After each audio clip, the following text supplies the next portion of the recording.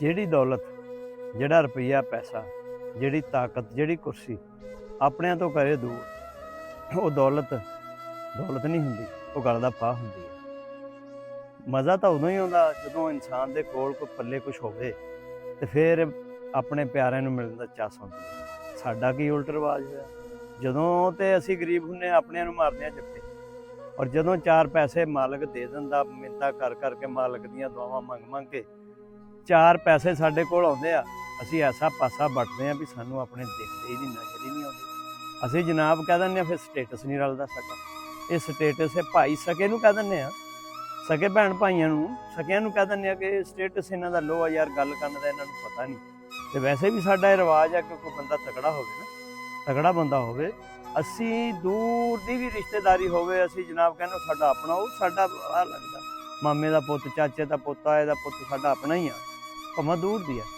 ਤੇ ਜੇ ਕੋਈ ਗਰੀਬ ਬੰਦਾ ਆ, ਬਹੁਤ ਕਰੀਬੀ ਵੀ ਰਿਸ਼ਤਾ ਨਾ, ਸਗਾ ਭੈਣ ਭਾਈ ਆ, ਅਸੀਂ ਬੁਲਾ ਕੇ ਵੀ ਲੰਘਦੇ ਹਾਂ, ਅਸੀਂ ਉਹਦਾ ਤਾਰਫ ਕਰਾਉਣ ਤੋਂ ਵੀ ਬੁਲਾਉਂਦੇ। ਉਹ ਇਸ ਕਰਕੇ ਵੀ ਲੋਕਾਂ ਨੇ ਕਹਿਣਾ ਯਾਰ ਐਡਾ ਗਰੀਬ ਦਾ ਰਿਸ਼ਤੇਦਾਰ ਕਿਉਂ ਜੀ? ਗਰੀਬ ਬੰਦੇ ਨਹੀਂ ਹੁੰਦੇ, ਗਰੀਬ ਇਨਸਾਨ ਨਹੀਂ ਹੁੰਦੇ। ਅਗਰ ਅਸੀਂ ਆਪਣੇ ਪਿਛੋਕੜ ਨੂੰ ਦੇਖੀਏ ਤਾਂ ਸਾਡੇ ਨਬੀ ਪਾਕ ਸੱਲੱਲਾਹੁ ਅਲੈਹਿ ਵਸੱਲਮ ਨੇ ਤਾਂ ਦਰਖਤਾਂ ਦੇ ਪੱਤੇ ਖਾ ਕੇ ਵੀ ਗੁਜ਼ਾਰਾ ਕੀਤਾ, ਲੇਕਿਨ ਉਹਨਾਂ ਦਾ ਅੱਜ ਤੱਕ ਨਾਮ ਮੌਜੂਦ ਆ। ਕਿੰਨੇ ਲੋਕ ਸਾਡੀਆਂ ਫੈਮਲੀਆਂ, ਤੁਹਾਡੀਆਂ ਫੈਮਲੀਆਂ 'ਚ ਆਏ ਆ ਜਿਨ੍ਹਾਂ ਨੇ ਬੜੇ ਅਮੀਰ ਵੀ ਹੋ ਗਏ, ਲੇਕਿਨ ਉਹਨਾਂ ਨੂੰ ਅੱਜ ਕੋਈ ਜਾਣਦਾ ਵੀ ਨਹੀਂ। ਤੇ ਦੋਸਤੋ, ਅੱਜ ਗੱਲ ਕਰਨ ਦਾ ਮਕਸਦ ਸਿਰਫ ਇੰਨਾ ਆ ਕਿ ਜਦੋਂ ਚਾਰ ਪੈਸੇ ਆਉਂਦੇ ਆ ਤਾਂ ਤੁਸੀਂ ਆਪਣਿਆਂ ਤੋਂ ਪਾਸਾ ਨਾ ਵਟਿਆ ਕਰੋ। ਆਪਣਿਆਂ ਤੋਂ ਪਾਸਾ ਵਟਿਆ ਬੜੀ ਦੂਰ ਚਲਾ ਜਾਂਦਾ ਆ। ਤੇ ਅਸੀਂ ਫਿਰ ਆਪਣੇ ਉਦੋਂ ਯਾਦ ਆਉਂਦੇ ਆ ਬੰਦੇ ਨੂੰ, ਪੈਸਾ ਤਾਂ ਕੋਲ ਹੁੰਦਾ, ਆਪਣੇ ਉਦੋਂ ਯਾਦ ਆਉਂਦਾ ਜਦੋਂ ਬੁੜਾ ਹੋ ਜਾਂਦਾ, ਹਿੱਲਣ ਜੁਲਣ ਜੋਗਾ ਨਹੀਂ ਰਹਿੰਦਾ। ਪਰ ਉਦੋਂ ਦੋਸਤੋ ਗੱਲ ਬਹੁਤ ਦੂਰ ਲੰਘ ਜਾਂਦੀ ਆ, ਬਹੁਤ ਦੂਰ ਚਲੀ ਜਾਂਦੀ ਆ। ਅੱਜ ਜਿਉਂਦਿਆਂ ਦੀ ਕਦਰ ਕਰੋ, ਆਪਣਿਆਂ ਦੀ ਕਦਰ ਕਰੋ, ਆਪਣਿਆਂ ਨੂੰ ਮਿਲੋ, ਆਪਣਿਆਂ ਨੂੰ ਪਤਾ ਲੱਗੇ ਵੀ ਉਹ ਸਾਡਾ ਆਪਣਾ ਉੱਤੇ ਗਿਆ।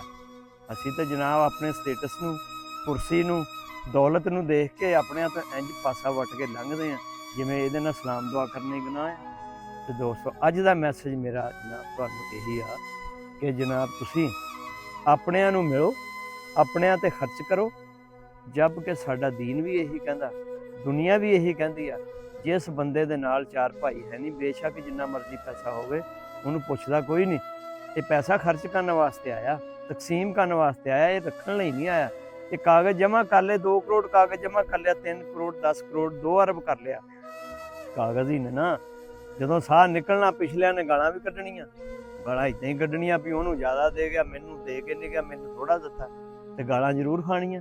ਉਸ ਪੈਸੇ ਦਾ ਫਾਇਦਾ ਦੱਸੋ ਕੀ ਆ ਜਿਹੜਾ ਤੁਹਾਨੂੰ ਗਾਲਾਂ ਕਢਾਵੇ। ਮਜ਼ਾ ਤਾਂ ਇਹ ਆ ਨਾ ਜੀ, ਈਦੀ ਸਾਹਿਬ ਮੰਗੋ, ਤੁਸੀਂ ਪੈਸਾ ਇਕੱਠਾ ਵੀ ਕਰੋ ਤੇ ਅੱਲਾ ਦੀ ਮਖਲੂਕ ਤੇ ਖਰਚ ਕਰੋ, ਆਪਣਿਆਂ ਤੇ ਖਰਚ ਕਰੋ, ਭੈਣਾਂ ਭਾਈਆਂ ਤੇ ਖਰਚ ਕਰੋ। ਜਿੰਨਾ ਜਿੰਨਾ ਕਿਸੇ ਦਾ ਹੱਕ ਬਣਦਾ ਉਹਨੂੰ ਉਹਦਾ ਹੱਕ ਦਿਓ, ਫਿਰ ਮਾਲਕ ਤੁਹਾਨੂੰ ਤੁਹਾਡਾ ਹੱਕ ਦੇਗਾ। ਬਹੁਤ ਸ਼ੁਕਰੀਆ ਜਨਾਬ। ਅੱਜ ਦੀ ਇਹੀ ਮੈਸੇਜ ਆ ਮੇਰਾ ਕਿ ਆਪਣਿਆਂ ਨੂੰ ਸੀਨੇ ਨਾ ਲਾਓ, ਆਪਣਿਆਂ ਨੂੰ ਬਿਲਕੁਲ ਧੱਕੇ ਨਾ ਦਿਓ, ਆਪਣਿਆਂ ਨੂੰ ਆਪਣੇ ਹੋਣ ਦਾ ਅਹਿਸਾਸ ਦਿਓ।